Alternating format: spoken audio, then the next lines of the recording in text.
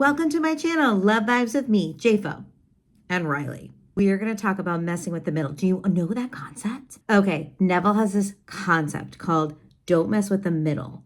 What does that mean? So let's do an analogy, okay? You're on a bridge. Well, you're not on the bridge yet. You're looking at the bridge. You are you right now. At the end of the bridge is a guarantee, 100%, 1,000% guarantee that you're going to get your desire. So you're going to walk on the bridge. We're going toward it. Yay. It's like ordering a hamburger. You know the burger's coming, but you're on the journey. You're waiting, you know?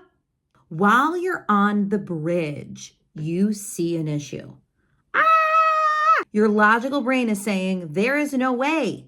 There is no way I'm getting through this bridge to my desire. There's just no way. My logical brain sees this thing in the middle of the journey that is not going to work. Okay. And because you're so focused on that piece of it, you are done. You are not living in the end, as Neville says. My friends, your only job is to live in the end of your wish fulfilled. As Neville says, your only job is to be the new you in the desire.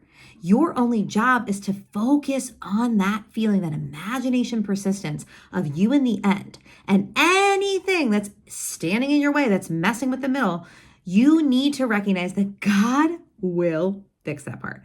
God will do it. Okay, so this happened to me. I was manifesting, and I was honestly manifesting this just for funsies. Like I wasn't believing that it was going to happen. So maybe that's also why it like shifted in such a cool way. But there was this specific human that I was acting as if was my husband, and he's slightly famous out there in the world. And he's not like a famous actor, but he's famous in like the influencer world. I won't go into any extra detail just in case he really is my husband. But a couple of years ago, actually, let me say this. I've loved him forever. Like, I'm like, he's my man. He's my man. I can't wait to show him this video when he eventually is my husband. So at the time when I was really doing the Neville work, and I wanted to kind of use him as an example, kind of like an experiment, kind of like the ladder experiment with Neville. If you've never heard of the ladder experiment, look it up. But there's like cool things that you can do, or maybe there's an experiment where you can just like visualize a balloon, a red balloon, and then you're like, see the red balloon, right? Just to like practice the power of your mind. So I was doing it with this amazing, hot, sexy celebrity that is so totally my husband.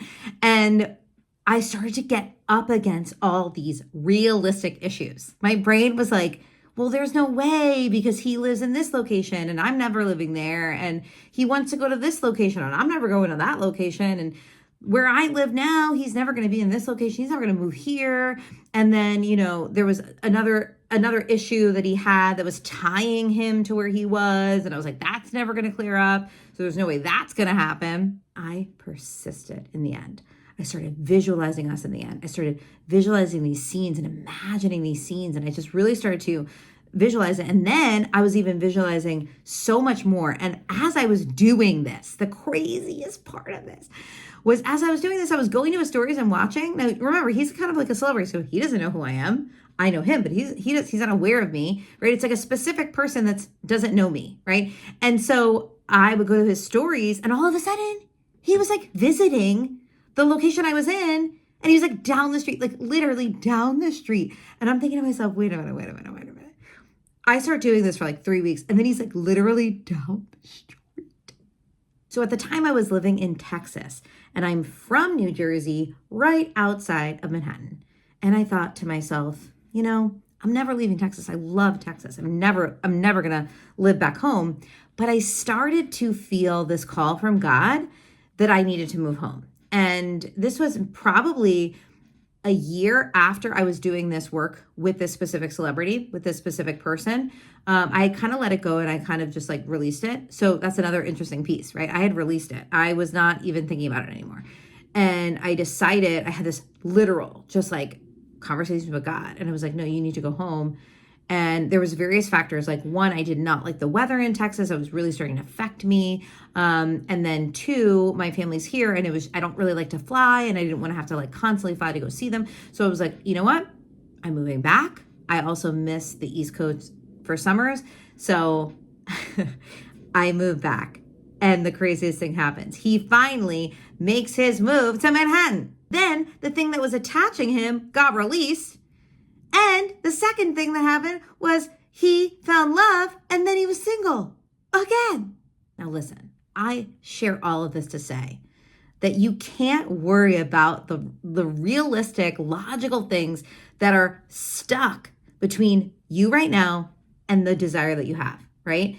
It might seem crazy, but you have to recognize that when you're doing this kind of quantum field work, I'm talking like creation is already finished and you're just accessing it, right, from the quantum field through the power of your mind. When you're doing this kind of work, it's on a miraculous level. It is beyond time. It is beyond reality, right? So you have to trust. That is what Neville says when he means don't mess with the middle. You just have to live in the wish fulfilled. Maybe in a year, me and the celebrity will be madly in love. And I can come back and do a video on that with him. But until then, I've got him in my imagination. I hope you enjoyed this video. Let me know if you have questions or comments below, and I'll catch you in my next video.